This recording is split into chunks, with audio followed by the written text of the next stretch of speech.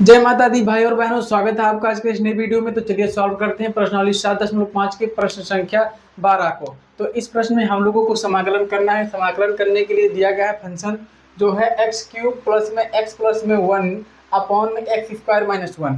तो अब देखिए यहाँ पे दोनों जो है हर और अंश में घाते हैं। तो जब घात है तो हम लोगों को भाग देना पड़ेगा।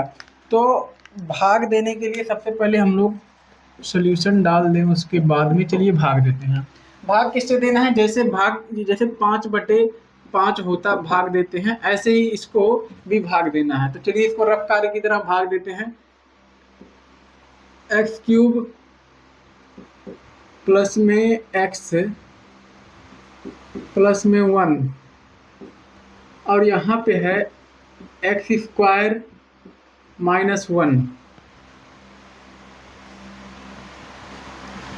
ये इतना हो गया। अब क्या करना है? अब इसको भाग दीजिए। किससे भाग देंगे? अब यहाँ पे संख्या होता पूरा तो संख्या से भाग देते हैं, गुणा। तो अब यहाँ पे x से भाग दीजिए। भाग देंगे, x बार ले जाइए। अब x का गुणा इसमें कराएंगे तो यहाँ हो जाएगा एक्स क्यूब होगा माइनस में, यहाँ -1 है तो हो जाएगा -x। अब क्या करना है? पूरे को माइनस करना है। जब माइनस करेंगे तो ये जो वैल्यू है ये दोनों माइनस होके ख़त्म हो जाएंगी और ये प्लस होगा, मतलब कि ये माइनस होगा और ये होगा प्लस, क्योंकि माइनस और माइनस क्या हो जाएगा? प्लस हो जाएगा। प्लस प्लस यहाँ आएगा 2x और 1 बच रहा है तो बचेगा 1। ये इतना वैल्यू होगा। अब क्या करना है हम लोगों को?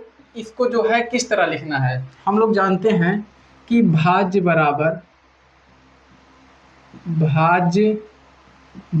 में भाजक गुणे में भागफल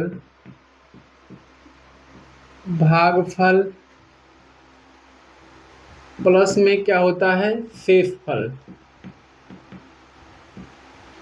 शेषफल। ये इतना होता है।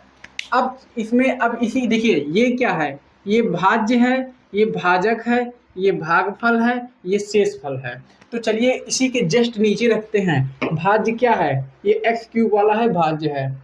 तो यहाँ क्या रखेंगे? एक्स क्यूब प्लस में एक्स प्लस में 1 बराबर में क्या है?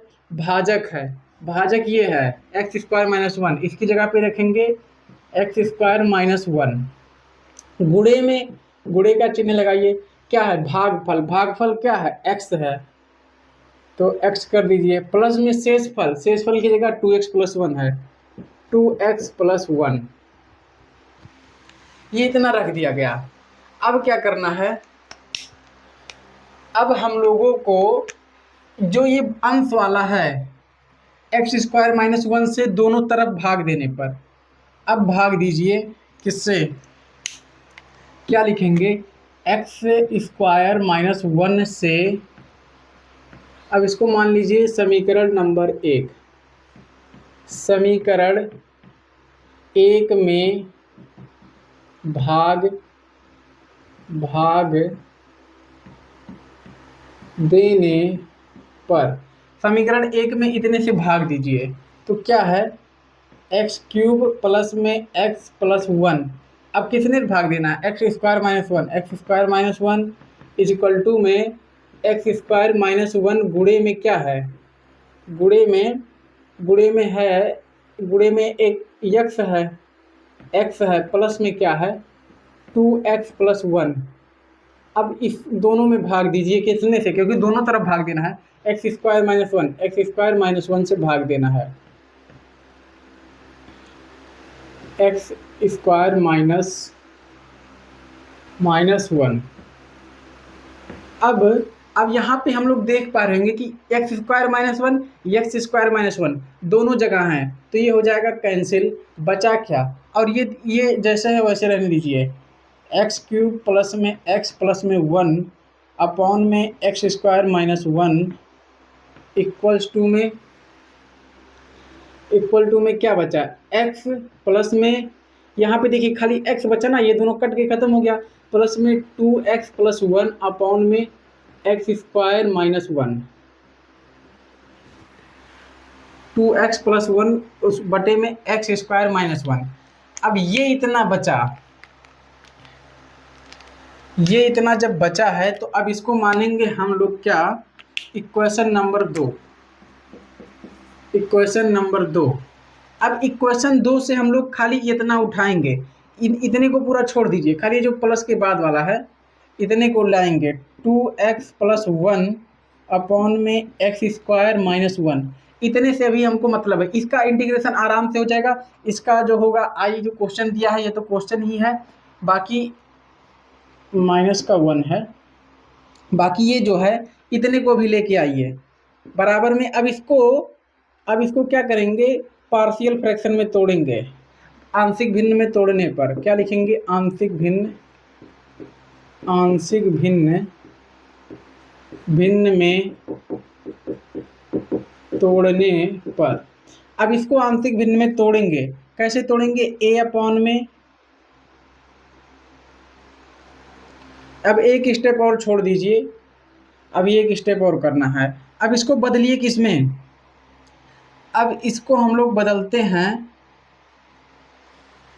ये जो 2x है इसको 2x प्लस, अब नीचे वाले को चेंज कर लीजिए किसमें, 2x प्लस 1 अपॉन में क्या आएगा, अपॉन में अब देखिए यहाँ पे लगा दीजिए स्क्वायर, एक्स ए स्क्वायर माइनस बी स्क्वायर का फार्मूला लगेगा तो हो जाएगा एक कोष्टक में x प्लस 1 और दूसरे कोष्टक में x माइनस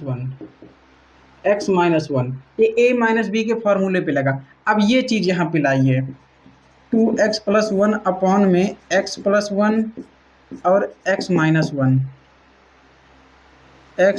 1, ये इतना आ गया। अब इसको किस पे तोड़ेंगे, आंशिक भिन्न में तोड़ेंगे। आंशिक भिन्न में जब तोड़ेंगे तो हो जाएगा a अपॉन में x प्लस 1 प्लस में b अपॉन में x minus 1।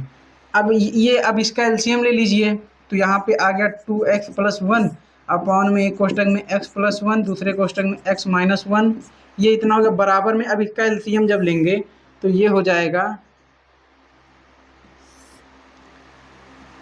x plus 1 x minus 1 और ऊपर ब्रैकेट में आया a इंटू में x माइनस 1 प्लस में b के गुणे में आएगा, तिरछा गुणा होगा x प्लस 1।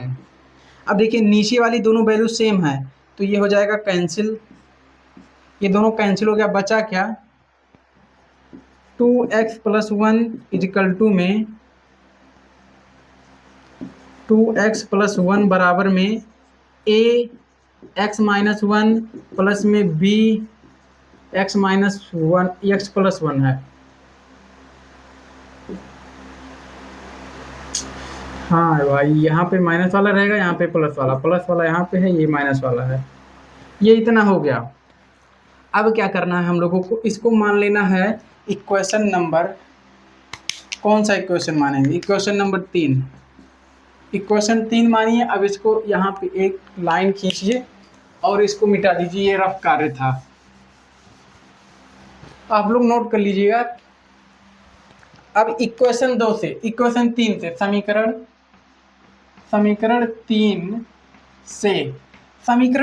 3 से अब हम लोगों को करना क्या है, अब जो है ये यक्स ए के बट्टे वाला, ए के बट्टे वाले को हम लोग 0 के बराबर मानेंगे। जब x प्लस 1 इजिकल टू में 0 तो x बराबर में क्या होगा, x बराबर में माइनस 1। अब यही x बराबर माइनस 1 समीकरण 3 में रखिए, यहाँ पे माइनस 1 रखिए, यहाँ पे माइनस 1, यहाँ x पे माइनस 1। तो चलिए रखते हैं, क्या है 2 इंटू में माइनस 1 प्लस में 1 इक्वल टू में a इंटू में माइनस 1 माइनस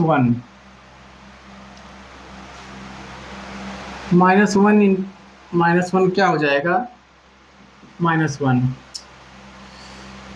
बाकी अब यहाँ पे प्लस b वाले पे यहाँ माइनस 1 रखेंगे, ये जी वैल्यू 0 हो जाएगी, तो इससे कोई मतलब है नहीं। तो 2 इंटू माइनस 1 हो जाएगा -2 प्लस 1 इक्वल टू में -2a अब इधर देखिए ये हो जाएगा -1 इजिकल टू में -2a, माइनस से माइनस कैंसिल, a बराबर में क्या हो जाएगा 1/2, a बराबर में 1/2।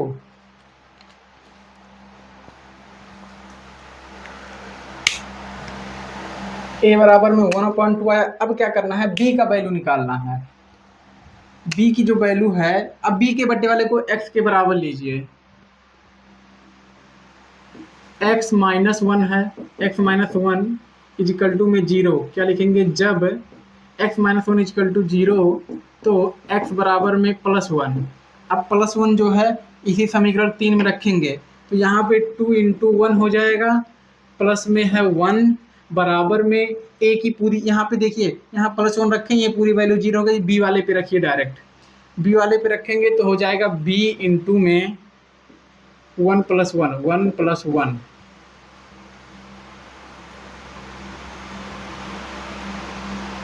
ये हो जाएगा 2 + 1 हो जाएगा 3 इजिकल टू में 2b, b बराबर में 3/2, 3/2।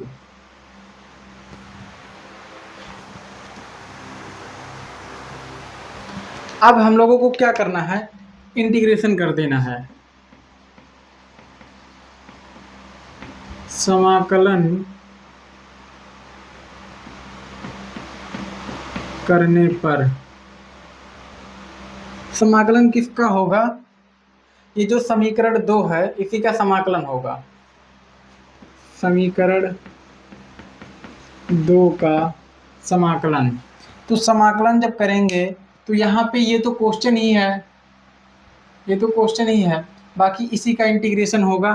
तो क्या होगा, इंटीग्रेशन x का होगा, x dx प्लस में इस इतने का होगा, लेकिन इस इतने को हमने चेंज करके लाके a - b पार्शियल फ्रैक्शन में तोड़ा है। इतने को हमने कहाँ तोड़ा है, देखिए यही तो था, इससे ये बदला, यहाँ से फिर यहाँ पार्शियल फ्रैक्शन तोड़ा, तो इसको पार्शियल फ्रैक्शन में तोड़ा तो इसका इंटीग्रेशन होगा, इसकी जगह पे इंटीग्रेशन मार्क a/ में x + 1 इंटू में dx प्लस में integration mark b into dx upon में x - 1, ये इतना हो गया।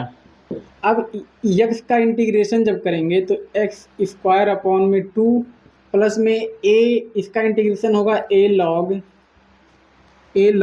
x + 1 प्लस में इसका होगा b log x - 1 प्लस में c।